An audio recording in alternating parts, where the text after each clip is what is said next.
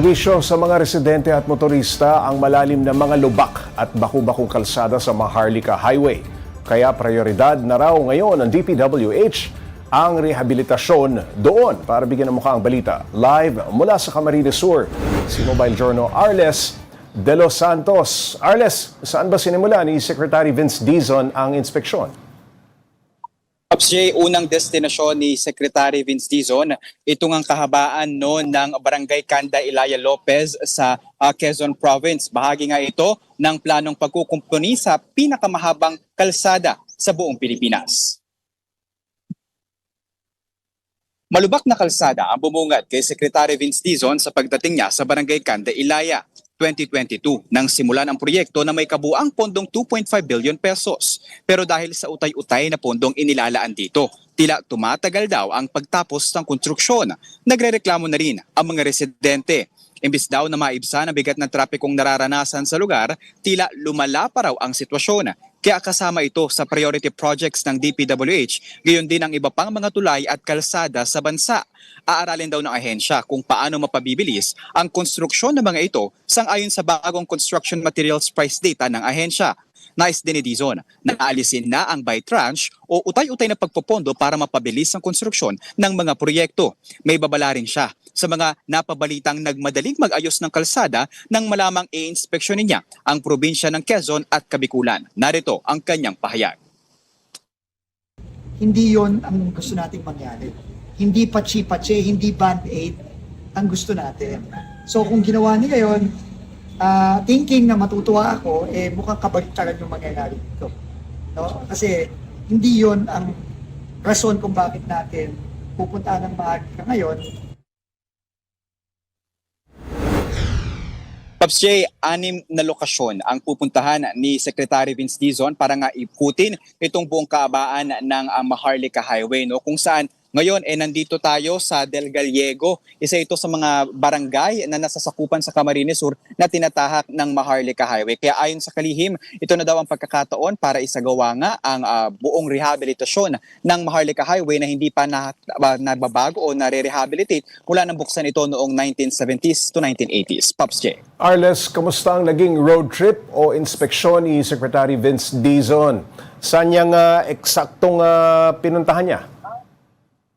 Pops J, alam mo, 6 na stops kasi ito eh. Meron itong stops doon nga sa Lopez Quezon, sa Tagkawayan, gayon din sa Calauag. And then yung susunod na bahagi, tumigil na si Secretary Vince Dizon dito sa Del Gallego, pero susunod naman siya na pupunta doon sa Lupi, sa Camarines Sur, no? Kadugtong pa din ito at kabahagi ng Maharlika Highway. Talagang Pops J, alam mo, parang buwan kung ating ilalarawan nga itong mga patsi-patsi at mga lubak-lubak na kalsada dito na nakikita natin mismo na nagbabagal ng takbo ang mga malalaking truck dahil nga sa lalim ng mga uka nito at syempre para na rin mag-ingat na maaksidente sa kahabaan ng kalsadang ito.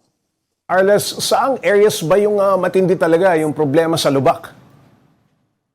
Pops J, alam mo, halo-halo eh. Pero siguro kung inarawan natin sa ating pagdaan din dito, siguro pinakamalala na itong dito sa Del Gallego. Kahit nga yung mga residente dito, ganun din ang inirereklamo dahil yung inaayos daw na mga parte, patsi-patsi at doon pa mismo sa mga higit na mas maayos na lugar kumpara dito sa ating likuran. Kasi ito, Pops, talagang daanan to ng mga truck para makapasok ng Camarines Sur, no? And hindi daw ito talaga tutugunan ng maayos and konting pag-ulan lamang at pag-ambon kapag inayos, lubak-lubak na naman daw. Kaya naman talagang umaaray yung mga residente rito. Arles, ano raw bang naging problema kaya natatagalan ang pagkukumpuni? Pondo lang ba? Pops J, hindi lamang pondo. Ito rin tinitignan din ni Secretary Vince Dizon yung kawalan ng isang buong plano para sa rehabilitasyon ng Maharlika Highway. Kaya naman ipinag-utos niya na ang pagtigil ng anumang palliative repair o yung patsi lamang na pagsasaayos nito. Kailangan daw na planuhin ng DPWH yung isang buuan lang na pag-aayos ng Maharlika Highway nang sa gayon nga isang pondo lamang ang gagamitin at talagang coordinated ang pagsasaayos ng Maharlika Highway. Arles, bilang konteksto sa mga manonood, gaano ba kahaba itong Maharlika Highway at mula saan at hanggang saan ito? Pops J, mahaba-haba ito. No? Ito ay may habang 3,000 kilometers na nagdudugto nga sa iba't ibang rehiyon sa Pilipinas. Meron itong mga bahagi doon sa Ilocos, pababa dito sa Kabikulan, sa Quezon Province, and then Samar hanggang sa Mindanao. At ito yung kasama sa mga main highways, national highways talaga natin, no? Na dinadaanan para magpalipat-lipat ang ating mga kababayan bumabiyahe. Arles, kailan sisimulan ang rehabilitasyon at kailan yan target na matapos? Wala pang specific na date, Pops J, kung kailan nga talaga ito sisimulan. Pero itong inspeksyon ni Secretary Vince Dizon ay simula na no, ng pag-assess nila kung saan at paano sisimulan at kung ano yung mga dapat na paghandaan nila. At yung binabanggit ni Secretary Vince Dizon na dapat naka-x-ray o dapat silipin hanggang yung ilalim. Dahil may mga balita tayo dito, Pops J, na yung ilang mga kalsada, mayroon mang daanan yung Maharlika Highway. Yung gilid naman ng mga ito, walang mga kanala. Kaya naman kapag umuulan, hindi lang lubak na kalsada yung problema ng mga motorista, kundi pati yung mga residente nalulubog sa tubig baha. Arles, gaano naman kalaki ang ilalaan na pondo para dyan?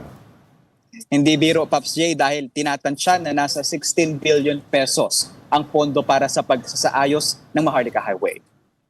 Arles, paano ang mangyayari sa kabuang rehab ng Maharlika Highway niyan? Baka mag-cause din ng matinding traffic, ano?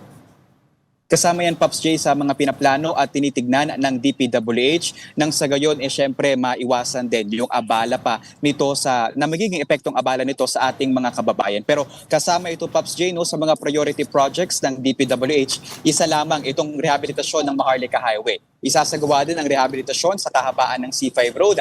Gayon din ang iba't ibang mga tulay sa iba't ibang mga probinsya sa ating bansa. Maraming salamat, Mobile Journal Arles de los Santos.